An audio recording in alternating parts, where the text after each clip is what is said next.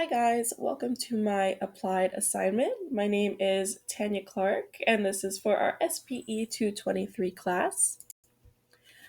For my pre-work, I have my topic and the why, the prior knowledge, course materials, and my research. And then for new learning, I have inclusion, equity, accessibility, and community. And then for continued inquiry, I have new questions plus how I learn more and questions for peers. For pre work. So, my applied assignment, I focused on a single father of a disabled child and his experience with the community around him. His daughter's disability is fetal alcohol syndrome, or FASD, because it is mildly physically presenting and can go undiagnosed for quite some time, which was his case. The school let him know that she was diagnosed with it.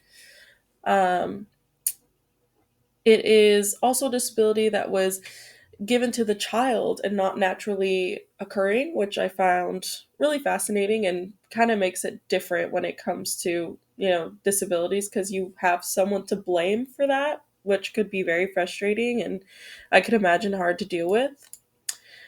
For inclusion, I have finding the right education. The best ways to parent a child with this diagnosis. For my interview, I interviewed Steve, the father of disabled daughter Brianna, also my father-in-law because I married his son James.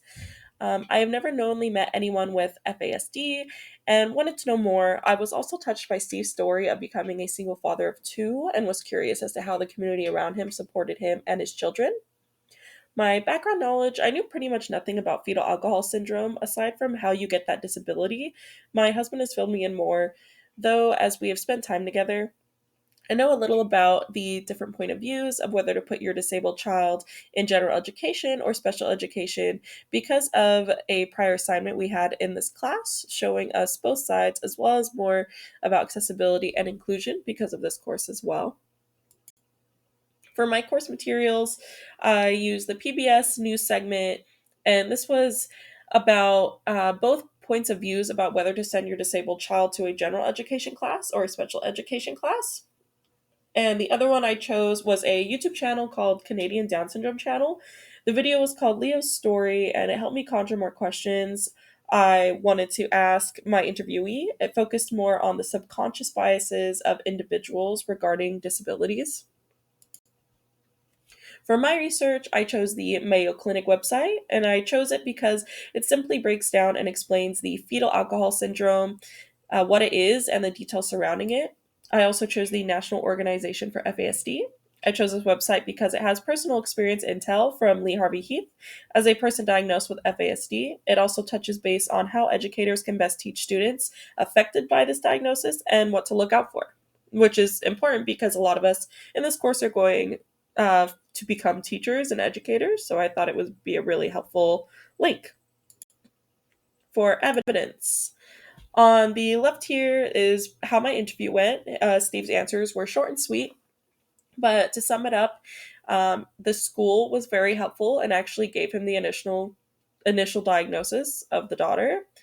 Um, he also said his church and the school were both very big supporters and really helped him, get through raising both children by himself, along with family who, even though they didn't all always agree on the choices he made as a, father to raise his children and with their education and everything, they still were very helpful. And, he worked full time to raise his kids, so they spent a lot of time with their grandparents, and they're all very thankful for them. On the right side, I have confirmation of the interview, just asking him if I could do the interview and then selecting a proper date. For new learning, I learned more about inclusion and how impactful it is on a child and how stressful making inclusion choices as a parent is. Inclusion connects to our course materials and topics because it is literally in the course title. Our first essay in Module 3 was also all about fostering inclusion and challenging biases in the workplace education setting and recreational spaces. Through that assignment and others, it's taught me that kindness goes a long way and that taking the extra step to make accessibility a priority is absolutely worth it and life changing for some people. For equity, I learned that equity involves both inclusion and accessibility. It means giving people what they need to be successful rather than giving everyone the exact same thing. It is achieved by community coming together, employers, schools, churches, the city, to create an environment that everyone can be comfortable and safe in. For equity, it connects to this course through the What Would You Do discussions, a few of which we use the Universal Design for, UDL. It gives differently abled individuals the opportunity to experience a moment in a person's life with a different disability. This gives others the chance to understand that even the smallest of things could make a big difference in a person's life and how to make their experience better. For accessibility, I learned that it is unfortunately harder to come by than it should be. Accessibility gives access to individuals of different abilities to live their day to day life smoothly without physical obstructions. It helps to ensure that every individual has an option, aka universal design. Whether it's a ramp, a talking crosswalk button, elevators in large buildings, push buttons to open doors automatically that are wide enough for wheelchairs, braille on signs, books, menus, etc.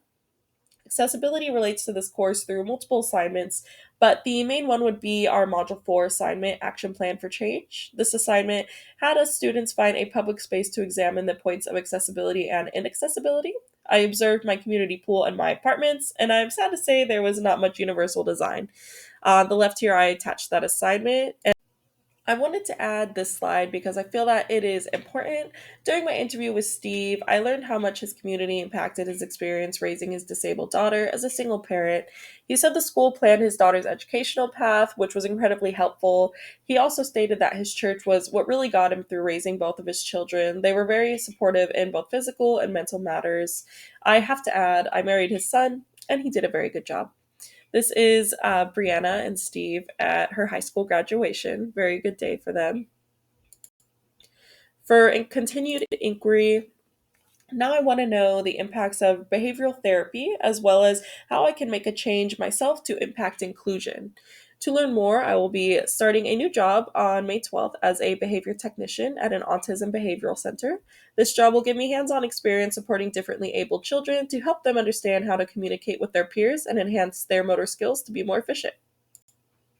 My question for peers after this course, do you plan on taking what you learned and putting that knowledge to use? Do you plan on being more mindful or to help support inclusion, equity, and accessibility? Thank you guys so much for watching. I hope you have a great one and good job on completing the course.